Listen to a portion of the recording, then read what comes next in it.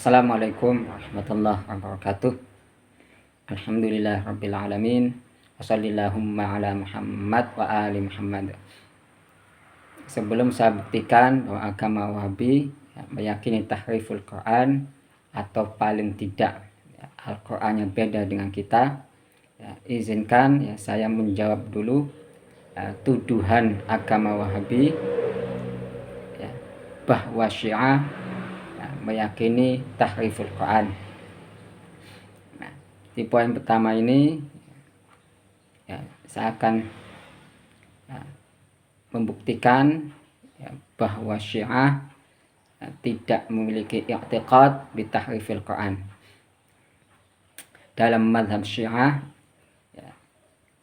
itu memiliki kaidah metode keilmuan, baik dalam ilmu hadis, ilmu rijal, ilmu tafsir dan lain-lainnya. Hadis-hadis yang terkesan atau seolah-olah ada tahriful Quran dalam mazhab Syiah, dalam kitab-kitab Syiah, maka hadis-hadis tersebut wajib ditimbang mengikuti metode kaidah keilmuan hadis Syiah. Tidak bisa seenak udel, seenak jidat, mentang-mentang ada di kitab Syiah langsung inilah akidah Syiah. Kalau Anda menyerang mazhab orang lain tanpa menggunakan metode kaidah keilmuan, kacau. Maka orang lain juga bisa melakukan hal yang sama, menyerang mazhab Anda tanpa menggunakan metode keilmuan yang ada dalam mazhab Anda, kacau. Harus ditimbang hadis-hadis tersebut dengan apa? Dengan cara takdirnya, dengan matanya sesuai dengan Al-Quran atau tidak. Karena Syiah memiliki prinsip dasar, setiap hadis itu harus disodorkan kepada Al-Quran sesuai dengan Al-Quran atau bertolak belakang dengan Al-Quran. Tentu selain melihat sanadnya juga perawinya harus adil, dhabt, thiqah, dari kalangan imamiyah dan mutasil tentunya. Janganlah seperti agama Wahabi yang menyerang mazhab Syiah tanpa menggunakan metode keilmuan dalam mazhab Syiah, seperti kaum orientalis menyerang Islam dengan menggunakan hadis-hadis Ahlus Sunnah tapi tanpa menggunakan metode kaidah keilmuan di dalam mazhab Ahlus Sunnah, kacau. Makanya agama Wahabi dengan kaum orientalis itu sama-sama aneh, sama-sama nyeleneh, sama-sama pemfitnah, sama-sama pendusta. Jadi kesimpulan dari poin ke-1, jika Anda mau menyerang Syiah dengan hadis-hadis yang terkesan tahriful Quran, maka hadis-hadis tersebut wajib ditimbang, wajib mengikuti metode kaidah keilmuan hadis Syiah. Tidak bisa seenak udel, seenak jidat. Kemudian poin kedua, seperti saya katakan tadi, bahwa di dalam mazhab Syiah memiliki kaidah metode keilmuan atau memiliki prinsip dasar. Apa itu? Yaitu sabda-sabda Ahlul Bait Nabi, bahwa wajibnya menyodorkan hadis-hadis kepada Al-Quran. Dan hadis-hadis tersebut yang mewajibkan menyodorkan hadis kepada Al-Quran itu sudah derajat mutawatir di sisi Syiah dengan jumlah perawi yang banyak. Makanya dalam kitab Al-Kafi di muqaddimahnya itu Imam Kulaini mencantumkan hadis, mencantumkan pesan penting dari keluarga Nabi. Dan pesan penting ini derajatnya sudah mutawatir di sisi Syiah. Apa itu? Itu a'riduha ala kitabillah. Sodorkanlah hadis-hadis itu pada Al-Quran. Fama wafaqa kitaballah fakhudhuhu. Dan maka apa-apa yang cocok sesuai dengan Al-Quran, maka ambillah. Fama khalafa kitaballah, dan apa-apa yang bertentangan dengan Al-Quran, farudduhu, maka tolaklah. Begitu juga dengan hadis-hadis yang lainnya. Idza kanat ar-riwayat mukhalifatan lil Quran kadzabtuha. Jika ada hadis-hadis yang bertentangan dengan Al-Quran, kadzabtuha, maka aku mendustakannya. Begitu juga di kitab ya mustadrak, ya bukan mustadraknya Ahlussunnah Al-Hakim, ya, tapi mustadraknya Syiah, mustadrak Al-Wasail. Disitu dikatakan wa ma atakum anna min hadis, dan apa yang datang pada kalian dari kami Ahlul Bait, ya suatu hadis, ya la yusaddiqu kitabullah, tetapi Al-Qur'an tidak membenarkannya, fahuwa zukhrufun, maka itu sebuah kebohongan. Dan masih banyak hadis-hadis lainnya, ya yang derajatnya mutawatir. Ya, mumpung ingat ya, begitu juga dengan ya, di kitab tafsir Al-Ayashi, ya, di sini disebutkan ya, ma ja'aka fi riwayatin min barin al-fajr, apa yang datang kepadamu suatu riwayat baik dari orang baik maupun orang jahat, ya, tetapi yuwafiqul Quran, ya, cocok dengan Al-Quran, fakhudh bih, maka ambillah. Bisa sebaliknya, ya, wa ma ja'aka fi riwayatin min barin al-fajr, apa yang datang padamu suatu riwayat baik dari orang baik maupun orang jahat, tetapi ya, yukhaliful Qur'ana, bertentangan dengan Al-Quran, fala ta'khudh bih, maka jangan kau ambil. Ya, maka ya dengan dalil-dalil ini yang mutawatir ini, maka hadis-hadis yang terkesan ya ada tahriful Quran, maka itu tertolak dengan sendirinya, karena pertama bertentangan dengan Al-Quran, inna nahnu nazzalna dzikra wa inna lahu lahafizun, juga bertentangan dengan sabda-sabda Ahlul Bait Nabi yang mutawatir tadi, ya, juga bertentangan dengan logika yang zaki. Ya, kenapa? Ya, kalau Al-Quran itu muharraf, mengalami tahrif, maka nggak mungkin ya Ahlul Bait Nabi mewanti-wanti supaya berpegang teguh pada as-saqalain, pada Al-Quran dan Ahlul Bait Nabi, supaya nggak tersesat. Ya, nggak mungkin ya berpegang teguh pada Al-Quran muharraf. Ya, dan juga nggak mungkin juga keluarga Nabi mewanti-wanti supaya menyodorkan hadis-hadis pada Al-Quran kalau Al-Quran itu muharraf. Ya, dari poin kedua ini ya, bahwa ya dalam mazhab Syiah ya tidak memiliki i'tiqad bi tahrifil Quran.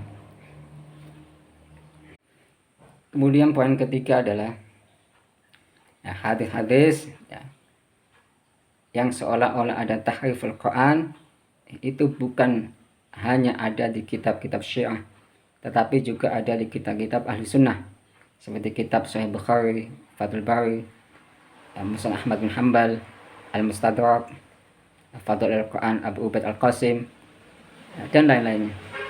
Ambil contoh misalkan di kitab Musnad Ahmad bin Hanbal, di situ disebutkan bahwa surat Al-Mu'awwidhatain laisat minal Quran. Begitu juga di kitab Sahih Bukhari disebutkan sahabat Abu Darda dan Ibnu Mas'ud ya, meyakini bahwa bacaan wa ma khalaqal dzakara wal untha itu bukan dari Allah Subhanahu wa taala. Ya, bahkan sahabat Abu Darda sampai bersumpah, wallahi la utabi'uhum, demi Allah aku enggak akan mengikuti bacaan mereka. Ya, begitu juga dengan Ibnu Abbas ya, yang mengatakan ada kesalahan dalam Al-Quran ya, di ayat hatta tasta'nisu wa tusallimu. Ya, Ibnu Abbas mengatakan wa innama hiya khata' minal katib, sesungguhnya itu ya, kesalahan dari penulisnya. Begitu juga Ibnu Abbas menyalahkan bacaan yang lain. Beliau mengatakan ya, adzunul katib ya, katabaha wa huwa na'is, ya, aku menyangka ya, penulisnya itu dalam keadaan mengantuk. Ya, begitu juga ya, seperti ayat wa anzir ashratakal aqrabin. Nah, ternyata dalam Sahih Bukhari ada tambahannya wa anzir ashratakal aqrabin wa takal mukhlasin. Begitu juga di kitab Fadha'il Al-Quran Abu Ubaid Al-Qasim, ya, Ibnu Umar mengatakan qad dhahaba minhu Qur'anun katsir, ya, sungguh telah hilang ya, dari Al-Quran yang banyak. Nah, pertanyaannya adalah apakah ahlu sunnah, ulama ahlu sunnah meyakini tahriful Quran?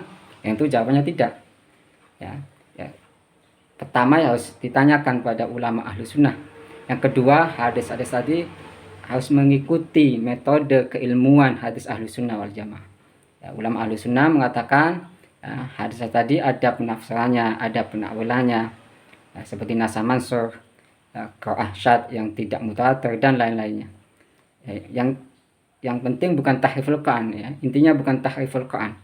Ya, sama ya, dalam mazhab Ahlussunnah, mazhab Syiah ya, hadis-hadis tersebut ada penafsirannya, ada penakwilannya. Ya, bahkan ada yang tampak sanad itu. Ya, ada yang dhaif mursal, dhaif jiddan, ya, kemudian ada yang mengandung syad dan ilat, ya, kemudian juga maudhu ya, bertentangan dengan Al-Quran dan lain-lainnya. Intinya adalah ya,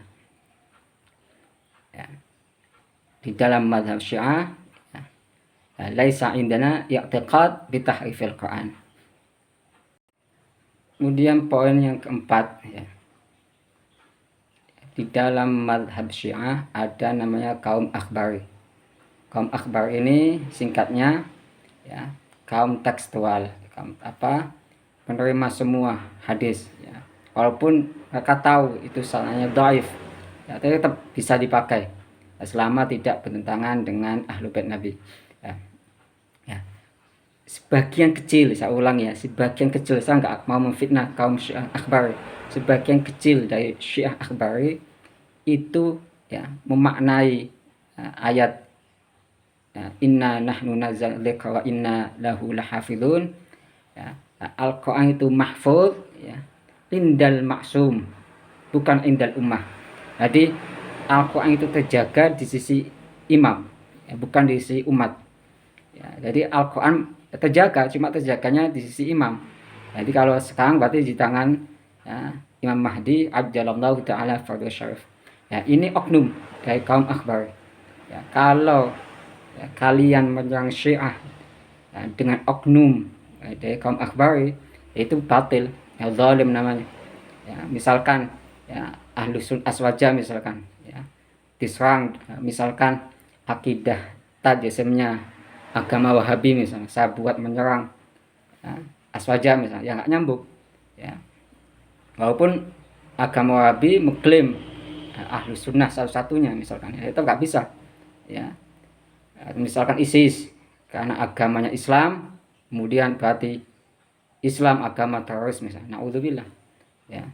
Jadi kalau kalian menyerang Syiah dengan sebagian kecil oknum dari kaum akhbari ya, maka berarti kalian sama dengan agama Wahabi ya. Sama di sisi apanya? Sama ahlul kadzib wat tadlis wat talbis wal iftira wal fitnah wal jamaah. Sementara Allah sudah mengingatkan dalam Al-Quran, wala yajrimannakum syana'anu qaumin ala alla ta'dilu i'dilu huwa aqrabu littaqwa. Shadaqallahul aliyyul azim. Kemudian poin yang kelima adalah jangankan Syiah di Indonesia, Syiah di Iran, di Bahrain, ya, Azerbaijan dan lain-lainnya. Nah, dengarkan ini. Bahkan Syiah buatan Inggris saja di London sana, di Inggris sana ya, yang mengkafirkan Abu Bakar, Umar, Utsman, bahkan mengkafirkan Imam Khomeini, mengkafirkan Imam Khomeini, mengkafirkan Said Hasan Nasrullah. Bahkan Said Hasan Nasrullah dikatakan laisa syi'iyyan ya, yang oleh agama Wahabi ya, dijuluki paling jujurnya orang Syiah di dalam akidahnya, biduni taqiyah, laisa ya'malu bitaqiyah, tidak mengamalkan taqiyah. Syiah buatan Inggris ini ya, ketika tanya di channel YouTube-nya itu ya, saya tidak menampilkan link videonya ya, karena apa? Karena ya, Syiah buatan Inggris ini tidak mewakili Syiah manapun ya. Bahkan imam-imam kami, ulama kami dikafirkan oleh Syiah buatan Inggris ya. Saya menukil saja untuk menguatkan hujah saya akan nukil ucapannya di channel YouTube-nya. Ketika ditanya apakah ya, akidahnya itu bitahrifil Quran ya, dia mengatakan hasyalillah adbaqa ulama'una ala anna hadzal Quran la ya'tihil batil min baini yadayhi wala min khalfihi wa annahu mahfuz abadad dahr wa muharraf wala muzadin fihi wala munqas minhu ala itlaq ya. Yang intinya adalah ya, Syiah buatan Inggris mengatakan, menjawab pertanyaan tadi bahwa ya, akidah Syiah ya, Al-Quran mahfud selama-lamanya, terjaga selama-lamanya. Ya, tidak ada perubahan, tidak ada penambahan, tidak ada pengurangan. Alat itlaq. Bahkan ya, dia berkata, ya, kullu syai'in fi aqidatina la ukhfi ankum. Ya, segala sesuatu di dalam akidah kita tidak ada yang saya sembunyikan. Ya.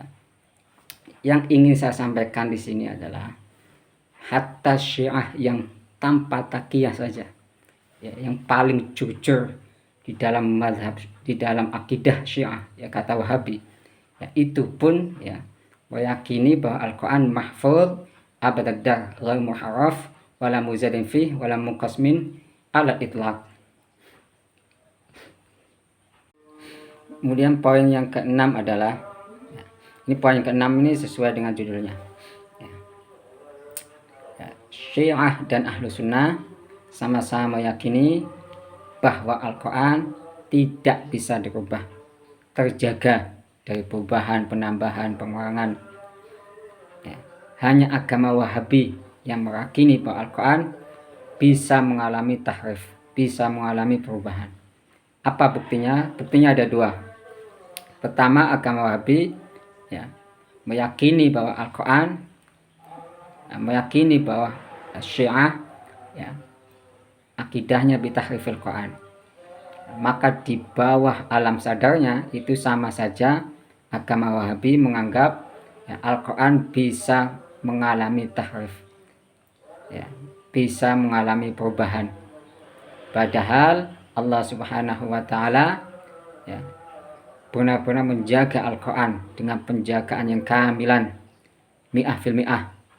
Inna nahnu nazzalna dzikra wa inna lahu lahafizun. Ya, maka mustahil Al-Quran bisa diubah, ya, karena dijaga langsung oleh Allah Subhanahu wa Ta'ala. Nah, bukti yang kedua, agama Wahabi ya, selalu ya, ya, mendengungkan ya, kepada Ahlu Sunnah, pada Aswaja, ya, ya, ayo kembali pada Al-Quran As-Sunnah. Nah, padahal Ahlu Sunnah wal Jamaah sudah berada di Al-Quran itu, sudah mengikuti Al-Quran. Ya. Berarti Al-Quran yang mana itu? Ya, berarti Al-Quran yang lain itu. Ya. Ya, ayo kembali pada Al-Quran As-Sunnah. Ya, padahal Ahlu Sunnah sudah berada di Al-Quran As-Sunnah itu. Ya, berarti Al-Quran yang lain itu, Al-Quran yang beda berarti. Ya, ibarat kata ya, kita berada dalam bis, ya, kemudian orang Wahabi mengatakan ayo kembali ke bis. Berarti bisnya bis yang lain itu. Ya, tanpa disadari berarti bisnya beda dengan bis kita. Tanpa disadari berarti Al-Qurannya berbeda dengan Al-Quran kita. Jadi intinya poin yang keenam adalah ya, hanya agama Wahabi yang meyakini bahwa Al-Quran bisa diubah, ya, dan juga meyakini bahwa Ahlu Sunnah wal Jamaah ya, Al-Qurannya berbeda dengan Al-Qurannya, karena selalu mendengung-dengungkan ayo kembali pada Al-Quran As-Sunnah. Padahal Ahlu Sunnah ya, sudah berada di dalam Al-Quran. Berarti Al-Qurannya Wahabi berbeda dengan Al-Qurannya Ahlu Sunnah wal Jamaah. Nah, kemudian poin yang ketujuh sekaligus penutup ya, di dalam ayat ya, yang ma'rufatun 'indal muslimin, inna nahnu nazzalna dzikra wa inna lahu lahafizun. Ya, inna di situ tufidu ta'kid, ya, berfungsi sebagai penguat, meyakinkan. Ya. Kemudian kalimat nahnu, ya, nahnu di sini pun juga ditakid dhamirna di awal tadi. Ya. Kemudian wa inna diulang lagi, inna ditakid juga. Kemudian lahafizun, lamnya juga ditakid. Ya, artinya apa? Artinya ayat tersebut ya, ya Allah ingin ya, menunjukkan pada kita bahwa Al-Quran tidak akan bisa dirubah. Ya, bahwa Allah lah yang benar-benar menjaga ya, dengan penjagaan yang kamilan, mi'ah fil mi'ah, yang mustahil bisa dirubah. Ya. Nah, maka ya, inti poin dari nomor 7, siapa saja yang memiliki i'tiqad bitahrifil Quran maka ia kafir dhal mustahiqqun lil khulud finnar wal bara'ah minhu wajibatun. Wassalamualaikum warahmatullahi wabarakatuh.